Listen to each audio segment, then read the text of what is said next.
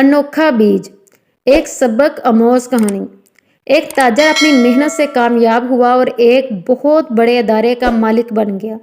जब वो बूढ़ा हो गया तो इसने अदारे के डायरेक्टरों में से किसी एक को अपना काम सौंपने की दिलचस्प तरकीब निकाली।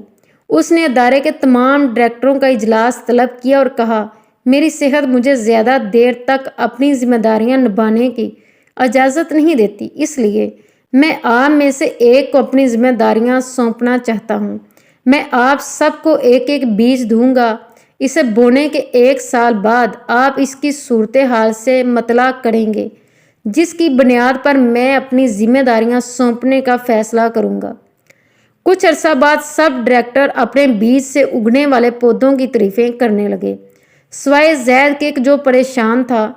वो खामोश रहता और अपनी खिफत को मिटाने के लिए मज़ीद मेहनत से दफ्तर का काम करता रहा।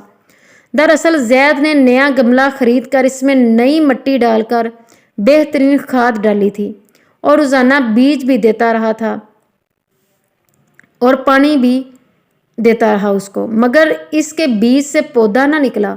1 साल बाद अदारे के सरबराह ने फिर इस डायरेक्टर का इजलास बुलाया और पूछा, सबके गमले कहाँ हैं?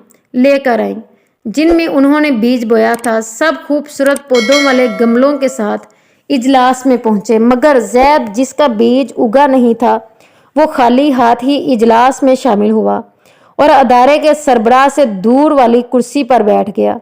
इजलास शुरू हुआ तो सब ने अपने बीज और पौधे के साथ की गई मेहनत का हाल सुनाया, इस उम्मीद से कि इसे ही सरबराह बनाया जाए। सबकी तकरीर सुनने के बाद सरबराह ने कहा, एक आदमी कम लग रहा है। इस पर ज़ैद जो एक और डायरेक्टर के पीछे छुपा बैठा था उठ खड़ा हुआ, सर झुकाए बोला, जनाब मुझसे जो कुछ हुआ मैंने किया, मगर मेरे वाला बीज नहीं उगा। इस पर कुछ साथी हंसे, कुछ ने ज़ैद की साथ हमदर्दी का इजहार किया कि सरबराह ने ऐलान किया कि इसके बाद ज़ैद अदारे का सरबराह होगा। इस पर कई हाजरीन मजलिस की हैरानी से चीख निकल गई। अदारे के सरबराह ने कहा कि इस अदारे को मैंने बहुत मेहनत और दयानतदारी से इस मुकाम पर पहुंचाया है और मेरे बाद भी ऐसा ही आदमी होना चाहिए, और वो ज़ैद है जो मेहनती होने के साथ साथ दयानतदार भी है। मैंने आप सबको उबले हुए बीज दिए थे जो उग ही नहीं सकते, सिवाय ज़ैद के आप सब ने बीज तब्दील कर दिए।